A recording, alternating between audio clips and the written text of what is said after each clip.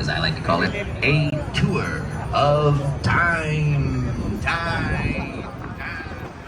First stop, 1968. Right behind me, this black skyscraper Lake Point Tower was the tallest residential building in the world from 1968 till 1993.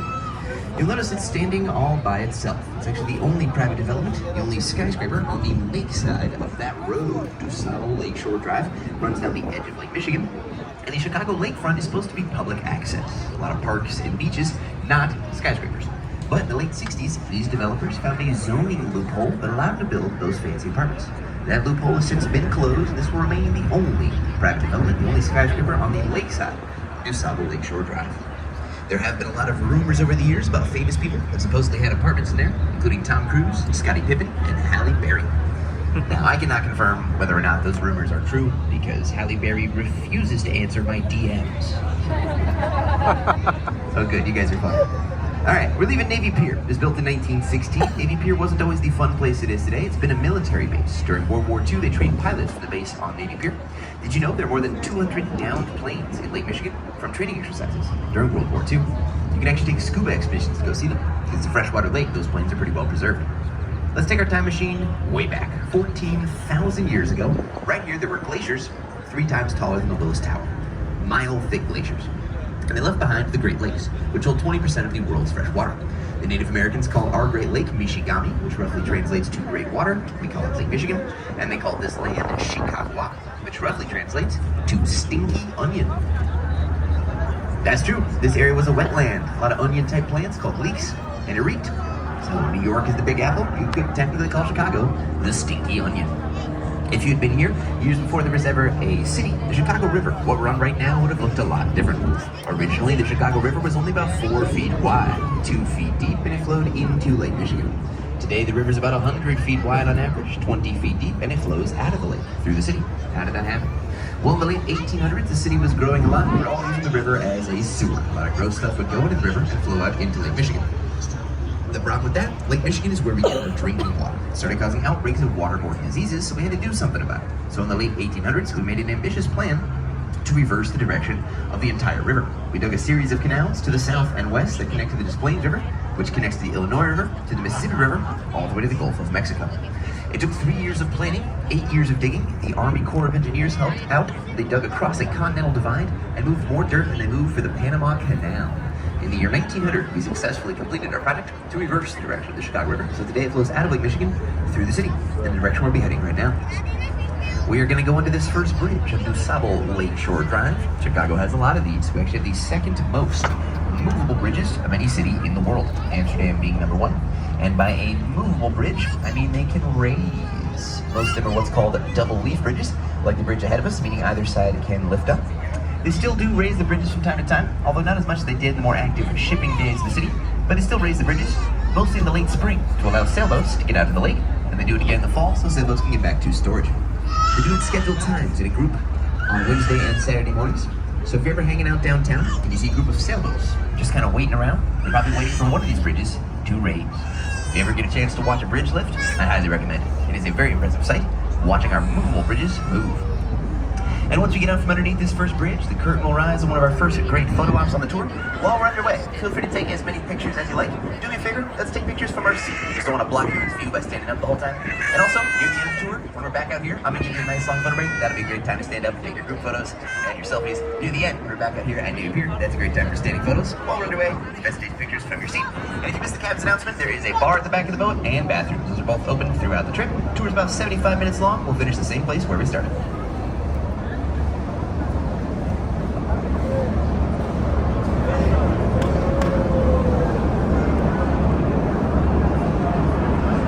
আমরা এখন আছি river architecture tour Chicago. Chicago. We'll start over on the left. Got 3-level blue glass skyscrapers, the St. Regis 2020. St. Regis is the 3rd tallest building in Chicago and the tallest building in the world, designed by a woman-led architecture firm, Studio Gang, led by Chicagoland architect Jeannie Gang, designed the St. Regis. Did you know skyscrapers are actually designed to sway in the breeze? It's true, you don't want them to be too rigid, you also don't want them to sway too much. So in this tour, I'm going to tell you about 3 methods of sway reduction, how we calm down skyscrapers swaying in the breeze. The first one, if you look at the tallest out of those 3 towers, block the sun with your hands, you'll see that near the top, there's a gap. That's called a blow-through floor. The idea is wind can take a shortcut through that gap, take some of the pressure off the tallest part of the building. Now that blow-through floor was not the original design for the St. Regis. Right around the time they started construction, they did some more small-scale tests. They realized they needed more help with the wind. So they just never built floors 83 and 84, which is a bummer for the developers because many of those other floors sold for millions of dollars as high-end apartments. Like one of the penthouse units, the top 2 floors, that middle tower, sold for about $20 million. One of the biggest sales in Chicago's history. And I'm pretty happy with my purchase. St. Regis is made with 6 different shades of blue glass, meant to imitate how the water and the sky look different under different light conditions. That blue glass gets darker where the building gets narrower, and lighter where the building gets wider. Look at the edge of the building. It's got a wavy shape to it. It's a very unique shape for a skyscraper. Kind of fits with their aquatic motif, referring to the Chicago River and Lake Michigan nearby. The St. Regis is luxury apartments on the top, luxury hotel on the bottom. Like I said, they finished the exterior in 2020, but that hotel had a bit of a rough start due to the pandemic and some ownership changes. So that hotel actually was open for the first time last summer. Rooms start at around $700 a night. The St. Regis, 3rd tallest building in Chicago, tallest building in the world, designed by a woman led architecture firm. Now, the previous record holder for tallest building in the world, designed by a woman, is also coming up on your left. In the 2nd row, look for a building with wavy white balconies. Aqua Tower from 2009 was designed by Jeannie Yang, same architect who did the St. Regis. The idea is those wavy white balconies in the 2nd row imitate eroded limestone outcroppings in the Great Lakes area. If you go to Starved Rock State Park, a couple hours west of here, you'll see rock formations that look a lot like those balconies. It's a style called geological contextualism, as in rocks, referring to our natural surroundings in our architecture. And then beyond that, in the back row, you're going to see the top corner of a white skyscraper with straight up and down vertical lines, the Aon Center, formerly known as Big Stan for Standard Oil. We'll get a much better view of that white skyscraper in the back row once we get around this next corner, the James Harding. But on the way there, I want to tell you a story about the Aon Center, because it has a bit of a troubled past. When it was completed in 1973, it was the tallest building in Chicago for 1 year. Then they finished the Sears Tower. So that was a bummer. Also, they originally covered the outside of the building with rare Italian marble, the same type of marble Michelangelo had used to make the statue of David. But that rare marble could not handle Chicago winters. The temperature change made the marble start to crack and fall off the building, so they had to strip it all off and replace it with granite from North Carolina. That process cost half as much as the entire building did in the first place. I can see it now. You'll see it in the back row on your left. Look for the white skyscraper with the straight up and down vertical lines, the Aon Center. Today it is the 4th tallest building in Chicago, and formerly the tallest marble-clad building in the world. Now, one of my favorite fun facts on the tour is coming up on your right. Off in the distance to your right, look for a building with a round yellow dome. The Intercontinental Hotel, built by the Shriners. You know, the guys that wear the Fez hats? They like Middle Eastern themes. They put a dome on their building.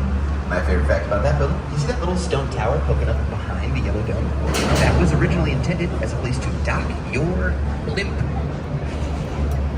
They thought in the future we'd all be taking a rigid airship to work, or a Zeppelin, so they made a parking spot for blimps. Unfortunately, a blimp has never parked there. Right after the end of the world, picture 2 of Trump Towers stacked on top of each other, about twice the height of Trump Tower. That's about the height of the tallest building in the world, the Burj Khalifa, designed by the same architect, Adrian Smith, right here in Chicago. Ahead on the left, that stone building with the short towers in the corners, the round dome in the middle, is one of my favorites, the Jewelers Building. When it was completed in 1926, was the tallest building west of New York City. There used to be a lot of the jewelry companies in there. In the 20s, those were Al Capone's days. A lot of organized crime, gangsters. So if a jeweler was worried about getting robbed, they did not have to leave their car, because the Jewelers Building had an automobile elevator. You could drive your car with your jewelry into the building. They take you, your vehicle, and your jewelry up to any of the first 27 floors. Also, if you've seen the movie Batman Begins, you might recognize those corner towers. Batman spent some time in front of one of those corner towers, brooding, doing Batman stuff. Let's do one from the 1960s. Coming up on the right, these 2 round white corn-cob-shaped towers are the Marina City Towers, 1968. Their architect, Bertrand Goldberg, said there are no straight lines or sharp corners in nature, therefore our buildings should have none. So you get this very round, natural design. Goldberg's goal was to create a city within a city. You can live in your apartment above, park your car in the garage below, dine in the restaurants below that. There was an ice skating rink, a bowling alley, a laundromat. They turned the movie theater into a music venue called the House of Blues. You can even park your boat in the marina underneath. At the time these were built in the 1960s, the river was still very industrial. A lot more factories. It was smelly. Not a lot of people wanted to live by the river. So, since these are some of the first big residential buildings on the river, they had to include anything its residents could possibly want. A city within a city. See the cars in the parking garage at the bottom there? You have to be a professional valet to park there. Don't let just anyone back up to the ledge. There have actually been several famous movie stunts where they drive cars off of the parking garage in the city into the river, including by Steve McQueen and in the Blues Brothers. Let's do another one from 1968. On your left, that shorter concrete building with the gold 55 is 55 West Wacker. It's a style called brutalism, or architecture in new law. The late 60s were a tumultuous time, and certain businesses and institutions wanted to convey a sense of stability and authority, so they built these heavy fortress-like buildings with exposed concrete and small inset windows. Brutalism is a style that came and went pretty quickly in the late 60s. It's a style you'll see in a lot of government buildings, university campuses, and libraries. Now for contrast, that heavy fortress. The next one on the left is an elegant glass skyscraper. Follow these white granite columns all the way up to the roof. Block the sun with your hands, you'll see the roof looks like an ancient Greek temple. Kind of looks like the Parthenon in Athens, stretched out to a glass skyscraper. This is 77 West Wacker, a style called neoclassical. It's a new take on classical, ancient Greek design. It's pretty cool from a time perspective. We're here in 2024, looking at a building from 1892, which is itself a reference all the way back to ancient Greece. Like I said, feel free to take as many pictures as you like. It'll be pretty much non-stop photo ops on a gorgeous day like today. I'll be sure to try to point out if I see any extra special photo opportunities. All along beside us on the left here, you see people enjoying the Chicago Riverwalk on this beautiful day. Riverwalk was built in the early 2000s at a cost of $112 million. Each section of the Riverwalk between the various sets of bridges is called a room, and each room has its own unique style and character. The room to our left right now is known as the River Theater, named for those steps like you'd have in an ancient amphitheater. Pretty cool how they have those trees going right under the steps right there. The idea of having a riverwalk on the Chicago River dates back to 1909. It's part of a long-term plan for the whole city called the Burnham Plan by an architect named Daniel Burnham. That plan is also a big part of the reason we have our lovely museum campus, Navy Pier, and also public access lakefront I mentioned, all those parks and beaches along Lake Michigan. Another great feature of the Burnham Plan, a plan we made all the way back in 1909. So today we're all enjoying the benefits of a plan we made for the whole city all the way back in 1909. The next wide stone building on the left is called the Builders Building. This one is actually built in two sections. See if you can spot the difference. The wide section on the left with all the stripy pillars near the bottom is from 1927. And the narrow section on the right with the dark bay windows that stick out was added on in 1986. That's a nearly 60-year time jump all within one building, the Builders Building. Similar time hop, this next bridge straight ahead, the Wells Street Bridge. Originally built in the 1920s, it was replaced with an exact replica in 2013. So it looks like one of our historic bridges, but it's relatively new. The average age of our downtown bridges is about 84 years old, and they're all still functional and can lift. We'll talk more about that in a minute. Now we talked about how in the early 20s, American architects were still trying to figure out their own unique style. Well, in the late 1920s, the Roaring 20s, they found their own unique American style called Art Deco. When you hear Art Deco, think Roaring 20s. Great example is this huge stone building on your right from 1929, the Merchandise Mart. This Art Deco style is all about optimism and our machine-made future. You get that sense of optimism from all the straight line columns on the way up, just like we felt we were on the way up. And there's a machine feeling to it, a lot of repetitive patterns like the arrows, the trim, the gold squares at regular intervals, feels like something off of an assembly line. Closer to the river, there's this row of statue heads. Those were added in 1953 by Joseph Kennedy, father of former President John F. Kennedy. The Kennedys owned the Merchandise Mart for many years. Those 8 bronze busts are what's called the Merchant Princes, big Chicago businessmen who shaped the city's history, including the founders of Sears and also Marshall Field, for whom the Field Museum of Natural History is named. We'll talk more about the Merchandise Mart on the way back, how big it is, what they used it for. But for now, eyes up, cameras up. After this bridge, you're going to have one of your best views on the tour. We're approaching the junction of the 3 branches of the Chicago River. A lot of our newest skyscrapers have been built right here. If you took the tour 10, 15 years ago, you would have been looking at a lot more parking lots. Today, you're looking at Chicago's trophy case. Welcome to Wolf Point.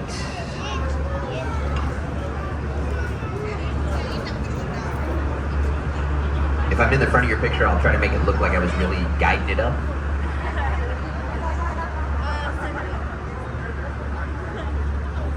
This is Wolf Point, the junction of the 3 branches of the Chicago River. We're leaving the main branch. We'll do a quick trip up the north branch to our right, then we'll turn around, head way down the south branch to our left, and see the Willis Tower on the way back. Straight ahead, see that building with the big arch at the bottom, River Point from 2017. That arch functions as a rain guard for the front face of the building. River Point is actually built directly above active Amtrak and Metro train lines. If you look at the stone wall below it, there's circles in that stone wall. Those are actually vents. There's fans spinning in there, letting air out from the trains. They run right underneath River Point. I love the reflection in the middle there too. Such great depth in that reflection in the middle. Like I said, a lot of our newest skyscrapers are here at Wolf Point. The newest addition to our skyline is directly to your right, Wolf Point South, also known as Salesforce Tower. This is my third season working on the river. When I started working here, there was nothing there. It just popped up in the last couple of years. They can build these very quickly. Still put some finishing touches on it. That's why there's ropes running up the side. And to the left of it, that greenish building is Wolf Point West, an apartment building from 2016. Most of the buildings we'll look at today are either apartment or office buildings. I'll give you a little trick to tell the difference. If you happen to see any windows cracked open or balconies, it's probably an apartment building.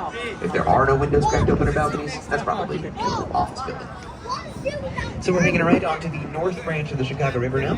Straight ahead, that shorter covered brick building is the oldest building we'll talk about on the river today, the Fulton House. It's from 1898. It was originally a freezer for the meatpacking industry. Chicago was a big hub for the meatpacking industry. They'd slaughter cattle in stockyards around the city, bring them here to be frozen and shipped off on trains. Then in the 1970s, an architect named Harry Weiss oversaw a redesign to turn them into apartments. They put a bunch of holes into it for windows and balconies. Take a look at those balconies on the far left side of that brick building. See the white space on the outside of those balconies? That shows you just how thick the walls of that freezer were. They say when the meatpacking industry moved out in the 1970s, it took the Fulton House 3 months to thaw out. And when they hollowed out those 4-foot thick walls, they found they'd been insulated with a mixture of cork and horsehair. Harry Weiss, the architect who oversaw the redesign, was a big fan of sailing, so there's some nautical motifs. Near the top, see those circular windows? They're kind of like the portholes on a ship. And on the river-facing side of the building, there's a pattern of dots running up the side called sea stars. Kind of look like starfish. Now straight ahead, this bridge sticking up in the air is the Carroll Street Railroad Bridge, 1908. This bridge is a landmark. It's no longer in use, so we always leave it in the upright position. But it gives us a nice demonstration of how these movable bridges work. Like I said, by a movable bridge, I mean they can raise. The technical term for this type of bridge is a trunnion bascule bridge. Fancy word for seesaw or teeter-totter. On the back of the bridge, see that big concrete block? That's the counterweight. When the block goes down, the bridge stands up. All 37 movable bridges have counterweights like that. Most of them are buried out of sight where you cannot see them, but the Carroll Street Railroad Bridge from 1908 is kind enough to demonstrate. Like I said, this bridge is a landmark. It's no longer in use. Obviously, there's no railroad here anymore. But the railroad that used to be here actually ran all the way out to Navy Pier, where we started the tour, and we'll end up at the end.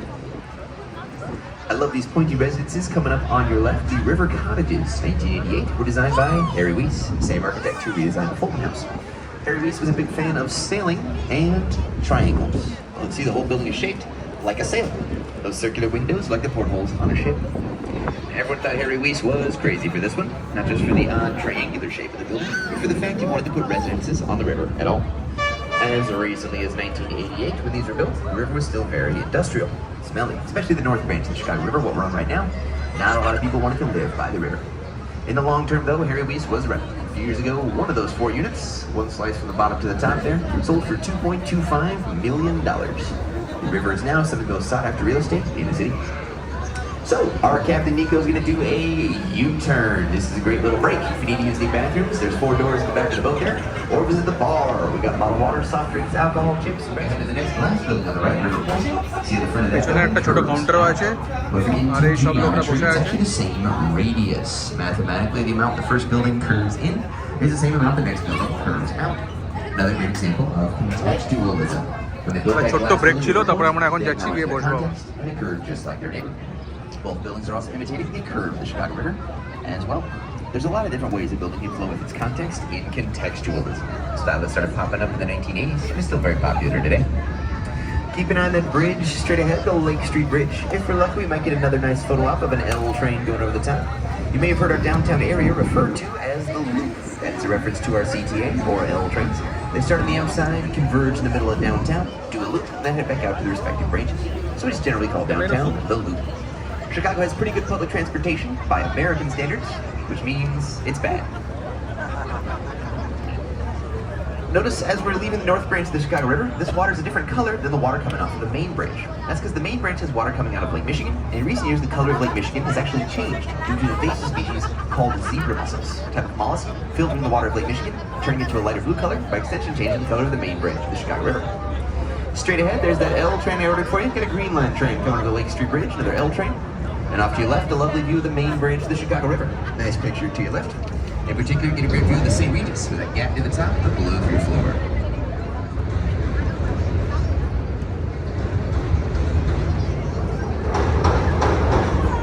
Now you probably noticed, right behind this train, there's a building with a Y-shaped foundation. See that building pinches together at the bottom? Now why would you want to build a foundation like that? Well, it's a tricky spot to put a skyscraper. That lot sat empty for many years because they had to fit that foundation in between two things. On the one side, there's Amtrak and Metro trains underneath. On the other side, a city zoning law required them to leave 30 feet of space between the river and the front of the building for public access. So they had to squeeze that foundation into only 20% of the lot space. The first full-size floor of that building is about 100 feet off the ground. Now, how do you do that safely? A lot of concrete. You ever see those rotating concrete trucks? Took about 500 of those to pour the foundation for this building, 150 North Riverside. And also just kind of a cool trick, if you look up in the angled glass underneath, you're going to see a reflection of our boat. See if you can spot yourself in the reflection up there.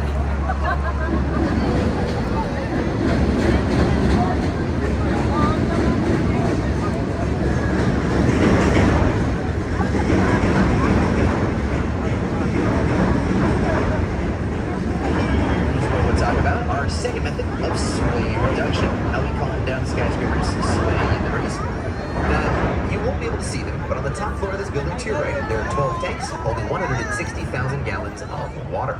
Basically, whenever the wind makes the building sway one way, all the water in those tanks on the top floor naturally sloshes the other way because of inertia. That helps reduce the amount of time it takes the building to settle. It's called tuned inertial slosh dampers. Refer to the inertia of that water on the top floor sloshing back and forth, stabilizing our skyscrapers in the windy city. Let's do another more recent one. On your left, this blue glass skyscraper, the Bank of America building, 2020. This building cost around $800 million to construct. You see that these blue ridges running up the side, those help shape off the 800 million, like 1 billion. That's a very reflective glass. You get a really clear view of the sky and its neighbors, bouncing off the front face of the Bank of America building. The Bank of America building had to deal with that same city zoning law requiring them to leave 30 feet of space between the river and the front of the building. You can see how they dealt with that with these tripod legs. These steel I-beams lift the third floor and beyond up off the ground so people can enjoy hanging out by the river. Now, like I said earlier, I call my tour a tour of time. So, hello, hey, how are we doing? So, it's convenient the next 5 buildings on the right are going to be in chronological order. Chicago's architectural history. We'll start in the Roaring '20s with another Art Deco building. On your right, 2 North Riverside Plaza. Much like the Chicago, New York, not declare America. This was originally home to the Chicago Daily News. A lot of famous writers worked in this building, including Carl Sandburg and Joseph Pulitzer. Take a look at those columns along the bottom of the building. In between the tops of those columns, there are carvings. Those bas-reliefs tell the story of the written word, from the hieroglyph to the Gutenberg printing press. And speaking of hieroglyphs, on the wall by the river, see those stone obelisks poking up, those stone pillars? This is built right around the time they discovered King Tut's tomb, which caused a trend in American architecture of including Egyptian elements like those obelisks. So this is Art Deco, a fancy style from the Roaring '20s. Now at the end of the Roaring '20s, we had the Great Depression and then World War II. Those 20 years or so are kind of a gap in the architectural record. We're not building a lot of new big office buildings. So when we emerge in the post-war period, those experiences have changed our mindset. That's how you get a new style called black box modernism. On your right, Gateway 1 from 1965 and Gateway 2 from 1967. Black box modernism is all about simplicity and efficiency. We got rid of the more decorative Art Deco style, now we're just trying to be as efficient as possible. These are people that had lived through the Great Depression. They did not want to waste anything. It's a style pioneered by a German architect, Mies van der Rohe, who led the Bauhaus School in Germany, came here and designed over 40 of Chicago's skyscrapers. Once you start noticing these black box buildings, you'll see them all over town. The most famous example of this style, black box modernism, is also the most famous building in Chicago. You'll see the top corner to your left there, the Willis, formerly Sears Tower. We'll get a much better view of the Willis Tower on the way back, and I'll talk about it for a long time. Mies van der Rohe actually coined the phrase, less is more, all about keeping it simple and efficient. Each of these black box buildings has 3 basic ingredients: skeleton, skin, and space. The skeleton is the steel frame on the inside that is most of the work holding up the building. The skin is the outside. It's what we call a curtain wall, as opposed to a load-bearing wall. Black Other box buildings building. might have more stone and brick along the outside, bearing Black the box building. building. In this case, the steel skeleton on the inside does that, so the outside's more of a covering, what we call a curtain wall. The third ingredient is the space. These can be very serious-looking, kind of intimidating buildings. One thing that makes them more welcoming is they usually leave space around the outside of the building for an outdoor plaza. If you're ever on one of those plazas, the ground lines, the lines in the sidewalk, often line up exactly with the window frames. As you can see, the plaza for Gateway 2 is currently under construction, getting a little upgrade. So we did Gateway 1 and 2 in the 1960s. This next white box ahead on the right is Gateway 3, 1971. So now we're moving along in time. We're getting a little bit more decorative. Now it's not just a steel box. Now we cover the outside with this precast sandy concrete. Gateway 3 is built in what's called the international style. The idea they were going for here is you can put this building in any city in the world, and it would fit in. Picture that building in your hometown. Does it fit in? So we did Gateway 1, 2, and 3, as you might be able to guess. This next curving glass building ahead on the right is Gateway 4, 1983. So now it's the 1980s. We're ready to show off again, and now we can show off by curving our glass, just like the river curves. Another great example of contextualism, building flowing with its context. Also, I just think this is funny. On the right, you got a fitness center right next to a bakery. One is a place I push my body to the limit every morning, and the other one is a fitness center. This next black box building on the left is called 300 South Wacker. Now, we didn't actually used to talk about this building very much on the tour. That is, until a few years ago, the owners of the building spent $800,000 to put a giant map on the side of the building. About halfway up, you're going to see what looks like a red Lego brick, and it represents this building. See the river beside it, the junction of the river up above? It's basically a giant "You Are Here" sign. They put themselves on the map by putting a map on themselves.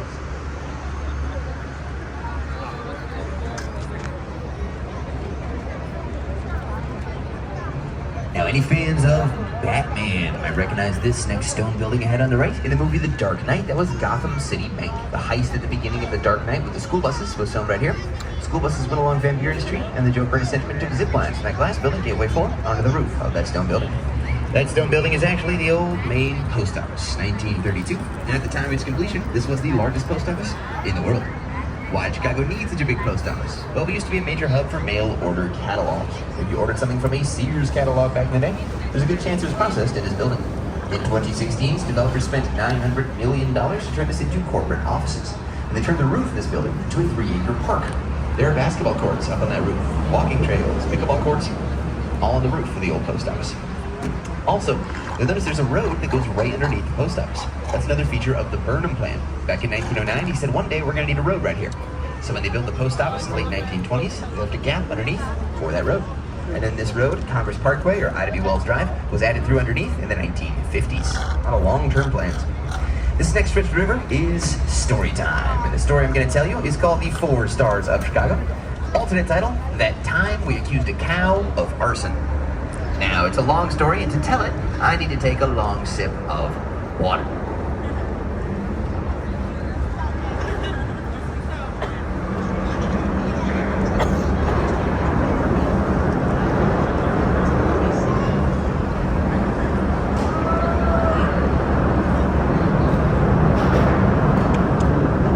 Okay, the 4 Stars of Chicago, or That Time We Accused a Cow of Arson. We'll start with the Chicago flag. We have a city flag. There it is. Let's talk about what the Chicago flag means. The 2 blue stripes on the Chicago flag represent the Chicago River and Lake Michigan. The 3 white sections represent the 3 sides of the city. The south side, the west side, and the north side. Of course, there is no east side of Chicago because on the east side you have Lake Michigan. So if somebody ever tells you they're from the east side of Chicago, they might be a duck. The 4 red stars represent significant moments in Chicago's history. The fort, the fire, the fair, the fair. First star is the fort, Fort Dearborn, the original settlement from the early 1800s. That fort is no longer there, but I'll point out its original site later on. Second star is the fire. We got a time machine. Let's go there now. It's October 8, 1871. The city is dry. We've not had a drop of rain for 14 straight weeks. The city is also wooden. Some of our streets and sidewalks are even made of wood. The river back then was so polluted and oily, parts of the river itself were flammable. And to top it all off, on today, October 8, 1871, we have wind of up to 30 miles an hour. This is a bad combination. When about 4 blocks to the right, or to the west of where we are right now, a fire breaks out in Miss Catherine O'Leary's barn. It quickly gets across the river and burns through 4 miles of the city north. Let's jump ahead about 30 hours to when the fire finally burns out. It has destroyed around 18,000 buildings. More than 100,000 people lost their homes. More than 300 people lost their lives. One of the biggest urban fires ever, burned down about 1/3 of the city. Now, people want answers. Rumors are going around because we know where the fire started, but we don't know how. The most popular rumor you find in a newspaper. They say there was a cow in the barn that kicked over a lantern and started the fire. Which kind of makes sense when you think about it. Chicago was the meatpacking capital of the world. Maybe some cow finally got grass fed up, decided to take matters into her own hooves and settle her beef once and for all. Yeah, I know the cow jokes are cheesy. I'll try not to milk it. The cat, we don't know about the cat. It's a good question. All right, let's skim ahead. We rebuild quickly. May 1st, Chicago's called the second city. That's because the first one burned down. It's basically our second attempt at building Chicago. We rebuilt so well that barely 20 years after the fire, we win a bid to host the World's Fair of 1893. That's your third star on the Chicago flag, the fair. The World's Fair was a huge deal. At the time, the population of Chicago was around 1 million. That fair had 27 million visitors who saw things they had never seen before, including zippers were introduced at that World's Fair, spray paint, chocolate brownies, popcorn popping machines, dishwashing machines. Pabst won a blue ribbon. Most impressive part was a campus down by the lake called the White City. 12 massive white buildings built by an all-star team of American architects. One of those buildings actually still stands today. It's now the Museum of Science and Industry. The White City was also one of the first big displays of electricity. People weren't used to walk around safely at night. It was a new experience. And the World's Fair was overseen by an architect named Daniel Burnham. He did such a good job, they said, okay, Daniel, plan Chicago. That's how we get the Burnham plan of 1909. That's how we get our riverwalk and our lakefront. Years later, we'd host another World's Fair. Your 4th star on the Chicago flag. This one is impressive because it was our 2nd time hosting a World's Fair. And also, this one was in 1933, right in the middle of the Great Depression. But despite that, it was still so popular and successful, they ran it for a 2nd consecutive summer. 4 blocks to the right, there's a red and white radio tower. See that radio tower sticking up beyond that parking garage way up there to your right? You might be able to see it just over the top of the fence. That radio tower is the location of the Chicago Fire Academy. They built it in 1956, and to this day it's where Chicago trains firefighters. And that is also the exact former location of Miss Catherine O'Leary's barn. Where the fire started, where we accused the cow of arson, that's now where we train firefighters. So, our captain's gonna do another U-turn, another great break, visit the bar or the bathrooms at the back of the boat. My name is Michael. This curving building is River City, 1986. Remember Marina City, the corn cob towers we talked about earlier? Same architect, Bertrand Goldberg. You can see the resemblance. Once again, a very rounded, natural design with no straight lines or sharp corners. And like Marina City, it is a multi-use building. Apartments above, daycare below, and underneath the marina to park your boats. There was originally supposed to be 5 of these buildings snaking their way down the south branch of the Chicago River. This is the only one that was ever built. Now, River City is kind of shaped like a giant S. There are some advantages to that serpentine design. If you look at those balconies in the inside curve over there on the right, those balconies have the unique advantage. The way the building curves shelters them from the wind. You've probably heard Chicago's called the Windy City. That's partly because it is actually windy here. But the original reason we got that nickname is from when we were trying to get the World's Fair of 1893. New York also wanted the World's Fair. There was a rivalry going on. So when a New York Times writer heard our spokesman talking about how great Chicago is, he called them those windbags from the Windy City. Started out as an insult. Now it's our whole brand. Now it's time to talk about what I call the royal family, the king, queen, and princess of the Chicago skyline. The king is directly ahead. The black skyscraper with the 2 big antenna is the Willis, formerly Sears Tower, the tallest building in Chicago. We'll talk about that long building at length, but first I want to talk about the building right in front of it. The pink granite building with the blue crowns at the top is 311 the South Flanker. I call it the queen because it's next to the king because it kind of looks like a queen chess piece. Those blue crowns at the top are actually LED lights. Right around sunset every night, those lights turn on bright white. But they realized those lights were so bright, it was confusing migrating birds. We found that was the moon. So they worked with scientists to figure out what months of the year birds are mostly migrating through.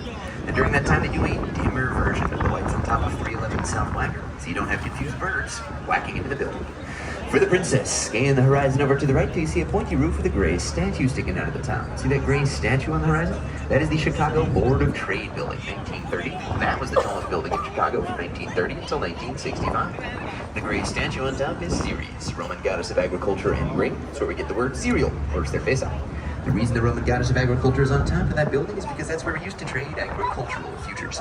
If you were buying or selling stocks and various crops and livestock, all that stock trading happened right there in the Chicago Board of Trade, with their Art Deco building at the end of the Roaring 20s, made of polished Indiana limestone. In the foreground, you see this big black rectangle with all those gray balconies? It's 235 West Van Buren from 2010. What they're going for here is they wanted those gray balconies to imitate traffic on the road below when viewed from above. See, the short gray balconies kind of look like cars, the long ones look like semi-trucks. The whole thing kind of looks like an impossible game of Frogger. And now, the king. The Willis, formerly Sears Tower, the blank skyscraper straight ahead with the two big antennae, is the tallest building in Chicago. And when it was completed in 1974, it was the tallest building in the world. It was the tallest building in the world for 24 years until 1998. How tall is it? 1,451 feet, or 442 meters, 110 floors. Still the tallest building in Chicago. Today it is the third tallest building in the United States. The tallest building in America today is the One World Trade Center in New York. However, if you were to put the One World Trade Center side by side with the Willis Tower, roof to roof, the Willis Tower is 83 feet taller. So roof-wise, still the tallest building in America. However, you see those antennae on top of Willis Tower? Those communication antennae are not considered structural, so they do not count towards the official height. Whereas the One World Trade Center in New York has a very tall spire that does count towards the height, so they got us on a technicality. Well played, New York. That decision about what counts towards the official height was made by a real governing body called the Council of Tall Buildings. I just think that's a funny name. Now, when you are the tallest building in the Windy City, you gotta deal with a lot of wind. On a very windy day, the top of the Willis Tower can sway up to 18 inches in any direction. Here's what we're talking about, our third method of sway reduction, how we calm down skyscrapers swaying in the breeze. The Willis Tower uses a method called bundled tubes. Look at the shape of the Willis Tower. It's essentially 9 towers, or tubes, grouped together. As you work throughout the building, fewer and fewer of those tubes continue. Only 2 of the tubes go to the building's full height, so they can lean together and resist the wind from any direction. The Burj Khalifa, the current tallest building in the world, uses a similar concept. The story behind this design, the building's lead architect was having dinner with its chief engineer, Fazlur Khan, in the 1970s, and there were cigarettes on the table. They realized if you stacked the cigarettes end to end, they were weaker, but if you bundled them together at the base, they were stronger. That's how you get the Sears Tower, a building based on cigarettes. Let's talk about the name. I've called it the Sears Tower, and I've called it the Willis Tower. It's originally built as the Sears Tower. It had that name for many years, until the lease on the naming rights expired around the time of the '08 crash, and it was won by Willis. Willis is an insurance brokerage company that occupies 3 floors out of the building's 110 floors today. Most Chicago locals still call it the Sears Tower out of nostalgia. Now, did you know 2 people have actually climbed the Sears Tower? The first was in 1980. A local man by the name of Dan Goodwin climbed it with suction cups while wearing a homemade Spider-Man costume. They called him Spider Dan. Imagine looking out of your office window seeing that. The second person to climb the Sears Tower was in 1999. A Frenchman from France named Alain Robert climbed the Sears Tower in 1 hour and 20 minutes with no equipment. No ropes, no nothing. He just wedged his hands into the window frames and free climbed the whole thing. See through this gap to your right? Alain Robert free climbed the Sears Tower. I said that on a tour a few weeks ago, and a kid near the front said, "Did he die?" That's a good question. He did not. He survived. He's climbed many of the other tallest buildings, including the Burj Khalifa. If you would like to visit the top of the Willis Tower, might I recommend the elevators. You can buy tickets. It's like $35, $45 to go up to the sky deck. You can see part of it. See those 5 glass boxes sticking out of the side? See the people moving around in there? That's called the red. If you want to, you can walk out into one of those glass floor boxes and look straight down between your feet, over 1,000 feet straight down. Through this next gap to your right, see the full height of the Willis Tower.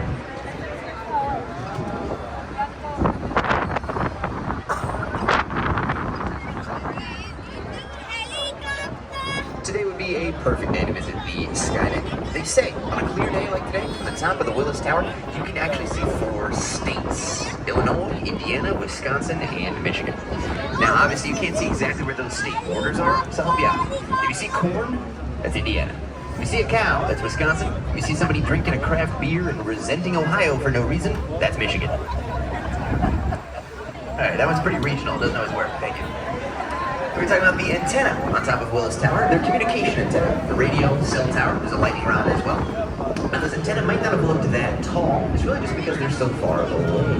They're over 1,000 feet off the ground. It's a matter of perspective. To give you a frame of reference, the antenna on top of Sears Willis Tower are about the same height as Gateway 2, this black box building to your left. That's how tall the antenna are on top of Willis Tower, about 280 feet.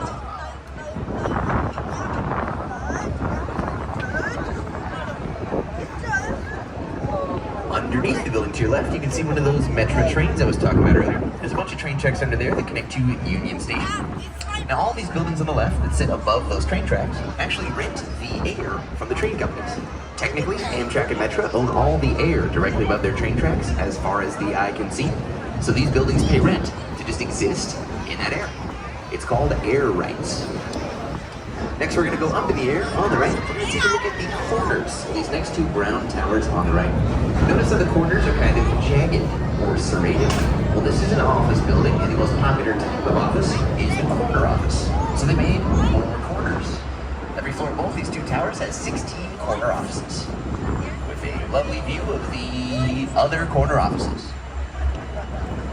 This is the Chicago Mercantile Exchange from 1983. It's a big stock trading building. They used to trade stocks using hand signals, what's called line of sight trading. Today that's all done with computers. And as you can see, they have a nice riverfront patio here. The goal for the city of Chicago is to make as much of the river walkable as possible. That's going to be tough to do, because a lot of our older buildings don't leave that space beside the river. That's because the way we use the river has changed over time. Today it's more recreational, tourism, and dining. But back in the day, we thought of the river more like a back alley for sewage and shipping. It did not used to be a nice place to sit beside it and have lunch. So a lot of our older buildings had their back turned on the river. A great example of an old building with its back turned on the river is this next huge polished Indiana limestone building on your right. From 1929, the Civic Opera Building. Another Art Deco building for the end of the roaring 20s. This first opened 2 weeks after the great stock market crash. It's kind of shaped like a giant throne. You have your seat in the middle, the back behind it, the 2 arms of the chair on either side. The idea was to rent out those 2 towers as office space and then use that money to fund the opera in the middle. This huge flat section where there's no windows, the reason there's no windows, that's the back of the stage. They have the largest stage in downtown Chicago. It's the 2nd largest opera auditorium in America. It seats 3,600 people. Chicago has a lot of great downtown theater. We're also famous for our comedy scene. Improv was invented here. If you've ever seen shows like Whose Line Is It Anyway? And a lot of the famous comedians you know today got their start here in theaters like the Second City. You know, Bill Murray, Tina Fey, Michael Ribbons, that's me. All got their start right here in Chicago. I just like throwing my name on the list. Good. If you need recommendations for a comedy show, just ask me during a break. Tons of funny shows here in Chicago, any night of the week. Now sometimes architects also think they're funny. I'll give you an example. On your left, you got this long glass rectangle that then goes straight up. The Boeing Building, 1990. Now this one was originally built for the Mortons Company. It was built for a salt company. So if you look way up on the roof, there's a big gray panel. They put 6 holes into it to make the building look like a giant salt shaker. See those holes at the top? Looks like a giant salt shaker.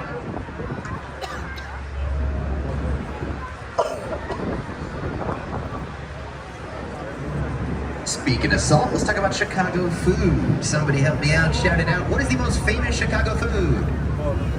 Deep dish pizza, that's absolutely right. Smart boat. Personally, my favorite place for deep dish pizza is called La Briola. Super close to where the tour ends. If you need me to spell it, just ask during a break. Anyone have a guess? What is the 2nd most famous Chicago food? Hot dog, that's right. Chicago style hot dog. A+, well done. Bunch of toppings on there. Does anyone know the one thing that you do not get on a Chicago dog? Ketchup, that's right, way in the back, thank you. It's a big one of civic pride for us, not having ketchup on our hot dogs. If you ask for ketchup on a Chicago dog, that is a felony. We will throw you in the lake. No, I'm just kidding, I'm from Virginia. I really don't care what you put in your hot dog. 3rd most famous Chicago food, probably an Italian beef sandwich. Try Al's or Portillo's for Italian beef. Let's do another building. On your right, this brick building is the Great Lakes Building. is from 1910. We took our time machine back between 1910 and 1920. This is what a lot of the buildings on the river would have looked like. These wide brick warehouses from the early shipping and manufacturing days of the city. The building that was here before this, in the same spot, was an old wooden gathering hall called the Wigwam, which is where Abraham Lincoln was nominated for president. This is the spot on Earth where Abraham Lincoln was nominated for president.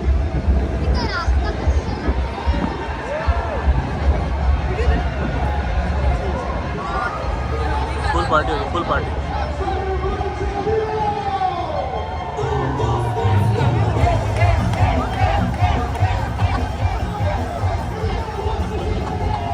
Full party, full party.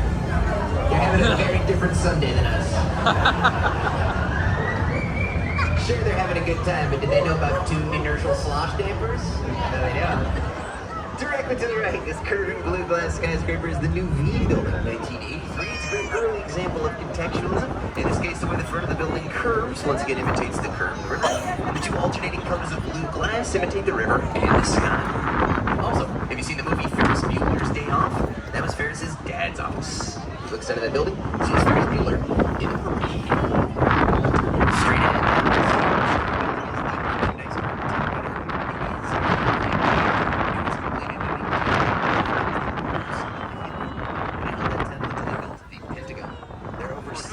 American football field worth of office space and 4.2 million square feet, 7 hallways, 10 kilometers of office, more than a merchandise mart.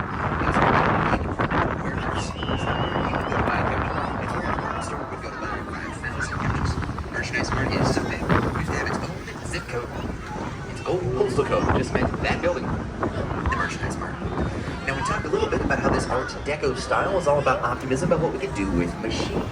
But I wonder if they could have ever imagined we would one day have the technology to use the whole 2.5-acre front face of that building as a giant projector screen. It's called Art on the Mart. It's a free show they do every night at 9 p.m. They project art videos across the river, cover the whole front face of the merchandise mart.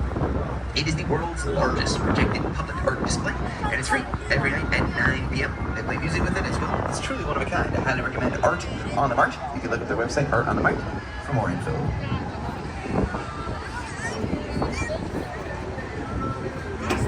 Now the best place to watch Art on the Mart is the section of the riverwalk coming up on your right, just past the bridge here.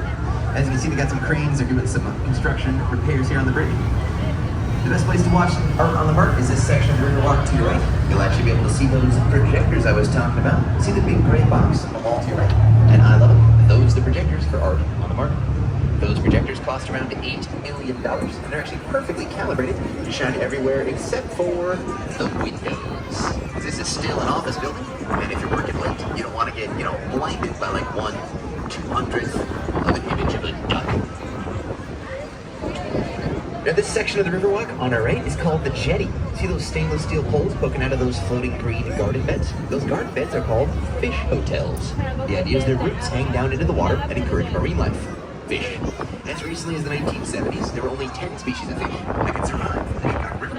Today there are over 70 species of fish in the Chicago River. It's gotten a lot cleaner, partially due to cleanup efforts by organizations like Friends of the Chicago River, the Rangers, but also due to the fact that a lot of factories and everything else today it's more apartments and office buildings on the river, which don't put as much junk into the water. It is a long-term goal for the city to make the river clean enough to swim in. We are not there yet. You can swim in Lake Michigan. I would not swim in the Chicago River. Give it time. Now this next stretch of river is actually the site of one of our city's greatest tragedies. So after the Titanic sank in 1912, there was a movement called Lifeboats for All. They wanted to make sure every boat had enough lifeboats. So 3 years later, in 1915, there was a steamship called the Eastland. About a block ahead here, right? And the Eastland was designed to hold 6 lifeboats, but now had 11. And they added lifeboats to the top deck of an early top-heavy ship. Other reasons allowed the Eastland to roll over onto its side while there was over 2,000 people on board for a company outing. Horrified onlookers rushed to pull people out of the water. According to one account, there had been a man who was contemplating suicide at the edge of the river. He actually jumped in and started saving lives. They had to turn this brick building on your left into a makeshift hospital. The Product Center, 1914, it was built a year earlier. They had to turn it into a makeshift hospital. And in the end, 844 passengers lost their lives from that shipwreck. That's more passengers that died in Titanic. There's more people that died in the Great Chicago Fire. It is the worst shipwreck in the history of the Great Lakes, and it happened right there in downtown Chicago. Now, oddly enough, the Eastland disaster of 1915 had a ripple effect on the history of Chicago sports. A 20-year-old George House was supposed to be on the Eastland, but he was late and he missed it. He went out and found the Chicago Bears, our NFL football team. Chicago's a great sports town. You've probably heard of our NBA basketball team, the Chicago Bulls. They've had many legendary players, including Michael Jordan and Carlos Boozer. We also have two Major League Baseball teams. The White Sox play on the south side. They shoot off fireworks every time they hit a home run, so there's barely fireworks. The Chicago Cubs play at historic Wrigley Field, built in 1914, second oldest ballpark in the major leagues. That's another great tour if you get a chance. My roommate is actually a tour guide at Wrigley Field. So if you take a tour of Wrigley Field, you have a tour guide named James with a beard, tip him well. He's the reason I have Disney Plus.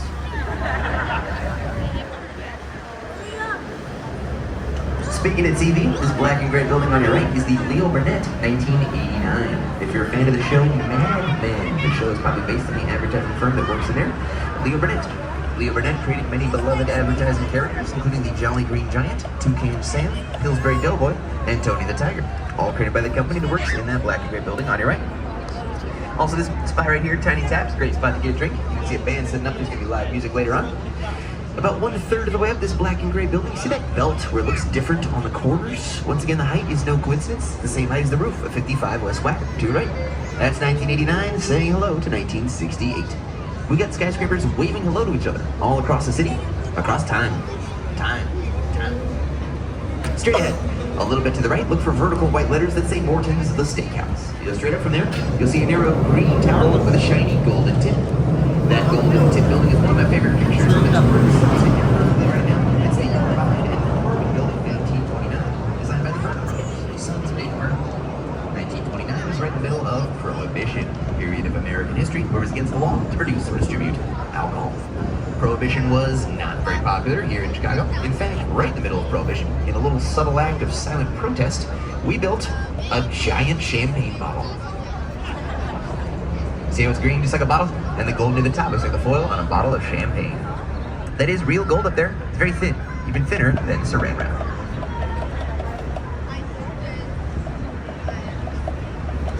And one consequence of the Chicago fire is we got a clean slate to redesign our city grid. When we did that, we spaced out our downtown. So a lot of our downtown skyscrapers have more room to breathe than in other cities that did not have the luxury of burning to the ground. A rare exception to that rule is this cluster of 4 buildings ahead on the right. See how those 4 buildings are all squeezed in together, side by side? It's pretty rare in downtown Chicago to have skyscrapers that close together.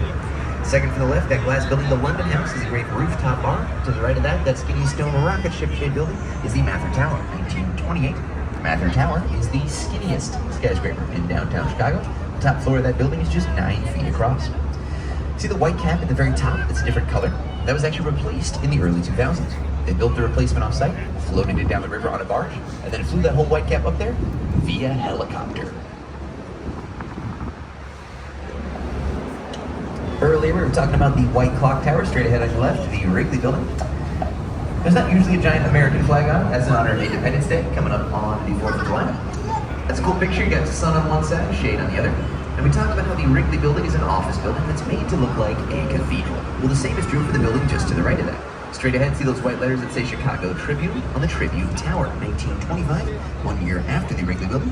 In this case, it was the offices of a newspaper, the Chicago Tribune, but it's modeled after the Rouen Cathedral in France, a style called French Gothic Revival. The architecture style is called Gothic Revival. Most famous example of that architecture would be Notre Dame, the cathedral. Similar design here, but on a building for a newspaper. Near the top of the Tribune Tower, you'll see skinny stone towers connected by arches. Those are purely decorative. Nothing in those stone towers. They're called flying buttresses, a feature of Gothic architecture. The newspaper moved out of the building in 2018. Today it is high-end apartments, but it's what's called a landmark building, which means they cannot change the outside of the building unless it is to restore it, because it is such a historic part of our skyline. This is a great little cluster of historic buildings. You got the Wrigley Building from 1924, the Tribune Tower 1925, and in between them you'll see the Intercontinental Hotel from 1926. That's the one with the round yellow dome and blimp parking spot in between them to your left. This next street we're going under is Michigan Avenue. A lot of famous shops and restaurants along what's called the Magnificent Mile. Millennium Park at the Bean is about a 10-minute walk that way. And the bridge has been renamed DuSable Bridge. That's in honor of the first non-native settlers to set up a trading post. In the 1780s, an explorer from Haiti named Jean-Baptiste DuSable moved here and married Katie Halla, the daughter of a Native American chief. Her relationships with the local tribe allowed her to set up a trading post right over there. where the Apple Store is today. That glass building is the Apple Store from 2017. Fiberglass roof looks a lot like a MacBook, and that's intentional. They had to make that glass around the outside darker because originally birds could not see it. Talk about angry birds. And like I said, the Apple Store sits on the site the first non-native settlers set up a trading post. Apple was then the mouth of the Chicago River. In fact, the street that we just went under is called Michigan Avenue because it's roughly the original edge of Lake Michigan. All this land you see in front of you is actually man-made. It sits on landfill. And some of that landfill is even rubble from the Great Chicago Fire. When 18,000 buildings got destroyed, that's a lot of raw material. We just pushed it out onto the lake and made more land. Also, Fort Dearborn, first star on the Chicago flag, was right around this area as well. If you're walking along Michigan Avenue, they put plaques in the sidewalk to show the outline of that original fort. Now, through this next gap on your left, directly to the left of this next gap, you're going to get a quick glimpse of the John Hancock Center. Look for the black skyscraper off the distance to the gap directly to your left. I can see it now. You're about to see the John Hancock Center. The black skyscraper to the gap to your left is the 5th tallest building in Chicago, the John Hancock Center from 1969. It is the deepest foundation of any building in Chicago. That's another great observation deck when you get a chance. It's called 360. They have glass boxes as well. There's a called the tilt because they lean out at an angle. With the Willis Tower sky deck, you get more height, but at the John Hancock Center's 360, you're a lot closer to the lake, so you get a gorgeous view of the water as well. And the John Hancock Center actually sits on the site of a shipwreck by my favorite character in Chicago lore, Storytime. In 1886, George Streeter ran his steamboat aground on what was then a sandbar 400 feet offshore. Over time, the space between the shore and the sandbar filled in with construction debris and garbage and created 186 acres of brand new prime real estate. George Streeter declared it his own District of Michigan and started illegally selling plots of land. Soon it was a full-blown shanty town. He fought the city for years to hang on to that land, both in court and by force. One time police came to evict him, his wife dumped a pot of boiling water on him. Although he eventually lost his battle, today's neighborhood to our left is named Streeterville in honor of George Streeter. And what was once a shanty town on a pile of trash is now one of the fanciest neighborhoods in Chicago. Home to the Ritz-Carlton, the Museum of Contemporary Art, and the John Hancock Center, 5th tallest building in Chicago. So if you go to the observation deck at 360 and you look out, just know that land was originally lake, then it was garbage, now it's Streeterville. Now, I know in this tour I've thrown a lot of information at you. I know it's a lot to take in. So what I want to do to wrap things up is give you a chronological time-lapse of the entire history of Chicago's architecture in 2 minutes. Ready? Here we go. Hop back in the time machine. We hit rewind. Zoop. Till there's nothing here but giant glaciers just glaciating. We hit fast forward. Centuries of Native Americans live and trade here to the 1780s when DuSable and Kittyhawla set up a trading post where the Apple Store is today. Then we have Fort Dearborn around the same area. The city grows very quickly. It's made out of wood. And in the 1871 Great Chicago Fire, we rebuild, host the World's Fair of 1893. Giant Ferris wheel pops up. Museum of Science Industry pops up. In the year 1900, we reverse the direction of the Chicago River. 1908, the Chicago Cubs win the World Series. I'll tell you when it happens again. It's not soon. 1916, Navy Pier. Early 1920s, you're building office buildings that look like cathedrals, like the Wrigley Building and Tribune Tower. Late 1920s, that's Art Deco, like the Merchandise Firm, the Civic Opera Building. Till the Roaring 20s come to a roaring halt with the Great Depression and World War II. It looks like our time lapse is frozen for about 20 years. No new big buildings, because we're busy being Great Depressed and fighting in World War II. For the rest of the 50s and 60s, you have black box modernism, culminating in the biggest black box in all of the Sears Tower. 1974, tallest building in the world for 24 years. For the rest of the 70s and 80s, the river's still industrial and stinky, but that would change in the 90s and early 2000s as the river gets cleaner. You have more residential buildings on the river, like 2009, Trump Tower, 2nd tallest building in Chicago. 2012, I visit Chicago for the first time on a high school field trip. Take this river tour, and the city would never be the same. 2016, the Chicago Cubs finally win another World Series. 2020, the same Regis. 3rd tallest building in Chicago, tallest building in the world, designed by a woman-led architecture firm. And on the time lapse goes until about 73 minutes ago, when an incredibly intelligent group of passengers got on a boat to listen to a guy with a mustache point at buildings. Did you guys have a good time today? Thank you very much. Fantastic. You guys have been a great audience. We got one more treat for you guys on this gorgeous day. This last stretch as we turn will be your photo break. As you're taking pictures, please do not stand on the benches or lean out over the railings. Also, it's your last call for the bathroom. Once we hit the dock, the bathrooms are closed. So it's your last call for the bathroom to close every tab at the bar. After we take our photo break, I'll get back on the mic and I'll let you know when it's time to sit down so you can pull into the dock. But for now, feel free to get up, walk around, enjoy your photo break.